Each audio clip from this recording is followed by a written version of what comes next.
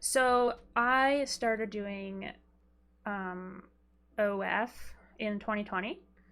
And Okay. there was this guy, and a lot of people don't know about this. I really want to talk about it more, but at the same time, nobody wants to hear it. So No, I whatever. want to hear this. I'm But so we'll interested. hear it right now. This is a spot to talk about it. Basically, Yeah. so this is when I was on Twitter, and this is 2020. Like I joined OF like the month that COVID started even becoming like something people knew what it was, right? So that's January, like in the common discourse or Didn't OF whatever. start in like 2016, Oh, it 17? started earlier, but I didn't start doing Yeah. it till right before COVID. So basically, I got Okay. in like right How did? before all the people started, like before it, like became like people were starting to talk about OnlyFans, like, oh, maybe I should start an OnlyFans because I'm broke. That was kind of like starting to be a little meme, and then that's how I found out about it, was on Twitter, people memeing like that. And then when COVID hit, it was like what was starting to rise as a little meme in culture became this like monstrosity, to the point where like it created a lot of people having backlash, especially on Reddit and elsewhere.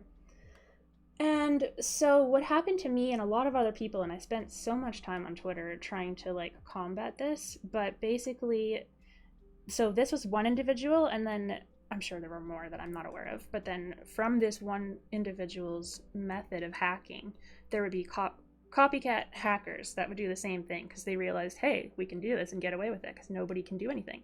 Because we all, like a lot of us victims, that we kind of like got together and talked about it, and we all went to our local police departments to try to like see what we could do. And I'll get into what happened, but basically the police were like, not much we can do, guys. Like you're kind of on your own on the internet.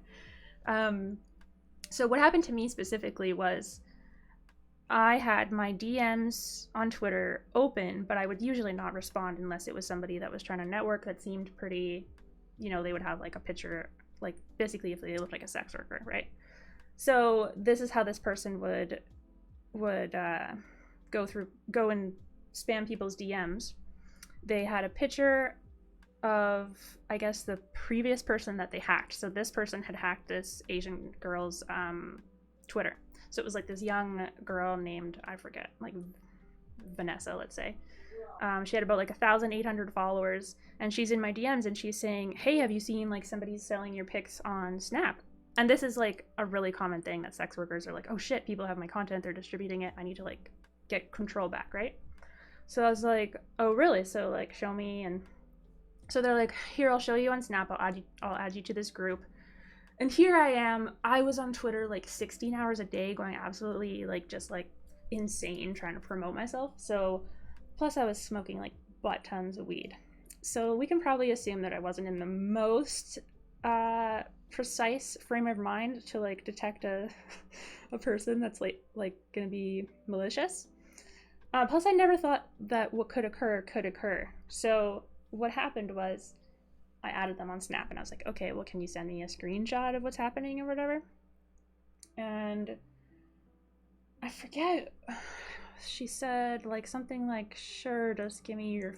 No way. Oh. So then she was like, yeah, sure, here, just join this Snap group. So I was like, okay, cool.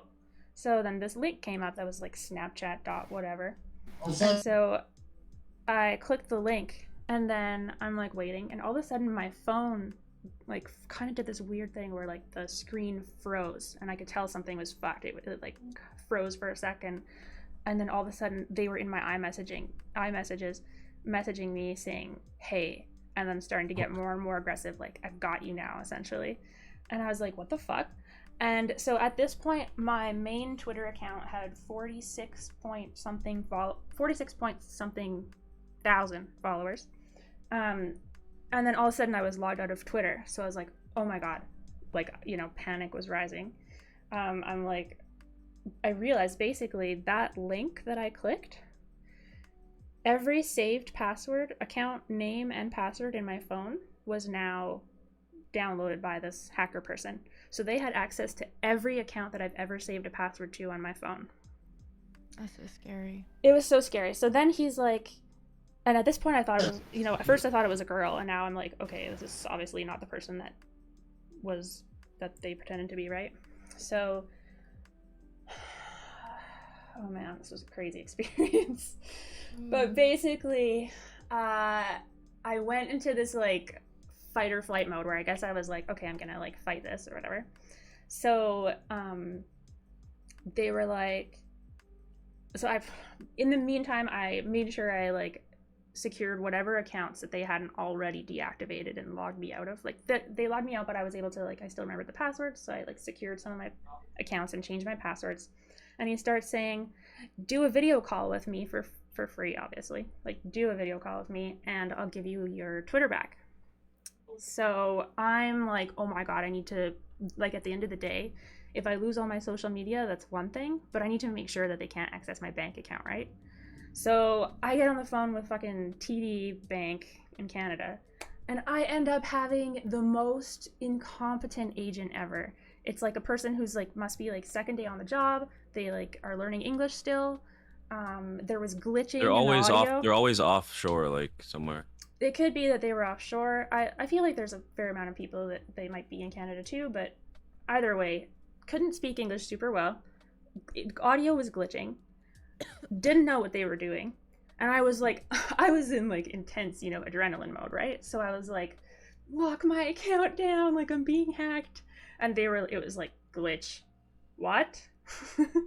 So I was like just freaking out, and I was like, whatever, just like change the password on my account, make sure that nobody can do anything in my account. And I just like gave up on that call because they couldn't really assure me of anything. So at the end of the, I don't know, maybe 10 minutes passed, and I just hung up on them because I realized, meanwhile, this fucking creeper psycho is sending me jerk off snaps about how they're like so horny at the fact that they have me cornered like this. So he's like, show me a selfie. So I sent him a selfie, like just like of my middle finger.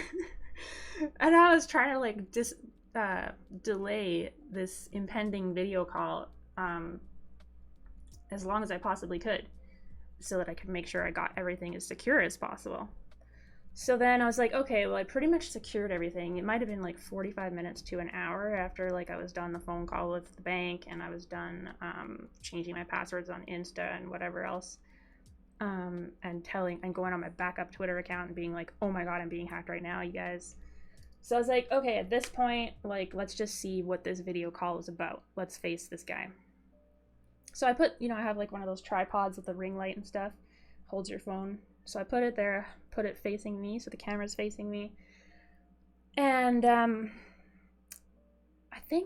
forget who started the call, but basically the camera was just on my end. I was like, oh, you're not gonna be on cam? Like, and he's like, no, I'm just gonna like, I'll just be here. So basically he's just chatting me in the chat, like text. So sorry to interrupt, but for the future, like, if you're ever gonna do that, you can like get somebody, like some kind of person who works in computers, to like track their IP or some shit when you do that. Oh, but this guy was way better than that. He had everything. I'm sure he was at least using a VPN, if not other things were in place. You can find someone's location easier when they use a VPN. Yeah, well, so in the UK, they actually took this a little more seriously than my police officers did.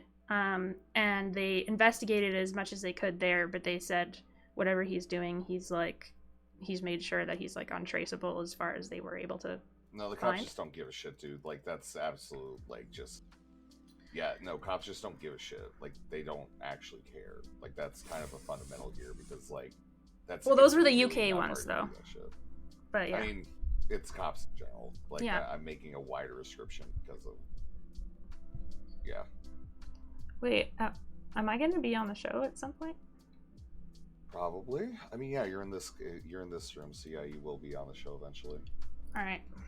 I'll just try to keep my stamina up so I don't Okay, use it all in the story.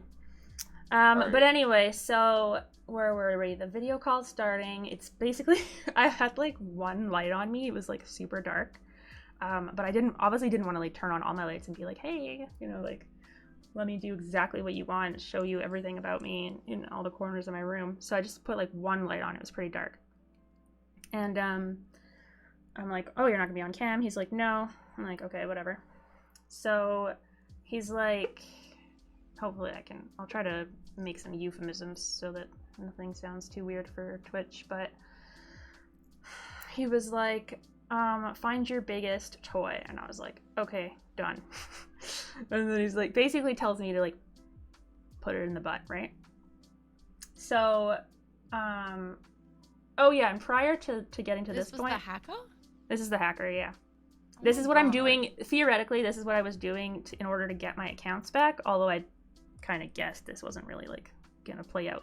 You know, most I didn't think Like I you would was actually do it. Yeah, I was just kind of doing the video call because I was like, let's face this guy. Like, let's see where this goes, right? So, so prior to the call actually starting, when I was still on the phone with the bank and blah blah blah, I was like, so you want me to be like as scared as possible, like you don't want me to be like comfortable, you know, so we can actually like vibe out and maybe have like a nice time, like you want me to be like just like a whimpering victim? And he's like, yeah, that's what I prefer. So he's like, that's what I want. Anyway, so the video call's going down. He's like, I want you to put this, basically he wanted like the giantess toy and then in the rear. And I was like, okay, got it. And he's like, okay, like sit on it. So I was like, okay, cool. So we're doing it. And then and then he's like rub yourself and it's like, rub yourself. I actually have screenshots of all of this that I could look at, but basically essentially like touch yourself for me, and you know, I'm like so close or whatever. So so essentially he wanted me to like masturbate and be like talk dirty to him or whatever. So I was like, I just like looked at him, like I looked at the camera sarcastically, was like, I'm so turned on right now, as I like very like mechanically masturbated or whatever. And he was like, fuck this. And then he dropped from the call because he was just pissed that I like wouldn't be sexual or whatever. Like I wasn't about to get into it, right? I wasn't gonna be like, oh, I'm so turned on, like I'm not gonna do that. So I was like, I'm so turned on right now. Yeah, like you virtually got raped. Yeah, exactly. Like, and then when I said that like on Twitter, people were like, what the fuck, this isn't sexual assault, because I called it cyber sexual assault. No, it's cyber sexual assault, but yeah, it is rape. Yeah, and like, plus all like the blackmailing too. Like he wants, you know, he takes all your accounts and you have to do this, and so he doesn't blah blah blah. So fortunately, what was the Snap account that he used? Did you? I'm guessing. All right, continue on. Yeah, I mean, I can find it. I have all the screenshots, so we can. With the story, just keep going with the story. Yeah. Yeah, you're good. But basically, oh, where were we? The Snap. Oh yeah. So that as soon as he realized that I wasn't like afraid, basically, because at that point, like I wasn't trying to prove anything to him, right? Like I had already secured my stuff. You know, like I wasn't trying to like play into his fantasy. So then he fucked off and he never bothered me again. But he would, so there was other girls that were younger that were just more, I don't know, like I'm into StarCraft. So for me it was like, it felt like a StarCraft game where I was like doing all these things. StarCraft 1 or StarCraft 2? StarCraft 2. I know. If you're a StarCraft 1 fan, you'll probably look down on me, but that's chill. But in StarCraft games, you're like doing a million things at once, right? You're I'm taking care of this while I'm doing this. I'm like moving over here. I have to like move my guys really carefully. Meanwhile, I'm doing all these mental processes. So that's what it felt like. I was like, this is like a mixture of like being assaulted and like doing a StarCraft game. So I was like, you know, going really intense. But there's obviously a lot of girls that aren't like that, right? So they're used to just trying to be, they're like a nice, simple person. They're like more naive, or maybe they're just more innocent or whatever. They were really afraid of him, obviously, because he's fucking scary. And so he fed on that fear so hard that he would harass. He went, like, he would take all their accounts and then he would start logging into like their Kick accounts and start messaging the people that they had on Kick.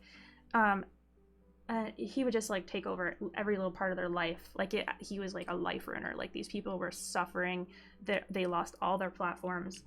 They were being harassed constantly by him. You know, they had to change their phone numbers. They had to change this and that. Like it was hell. And then he kept going for a while. He was trying to get girls to have sex with their pet dogs if they had a dog. That was one thing he was really into. He needed to see that on camera.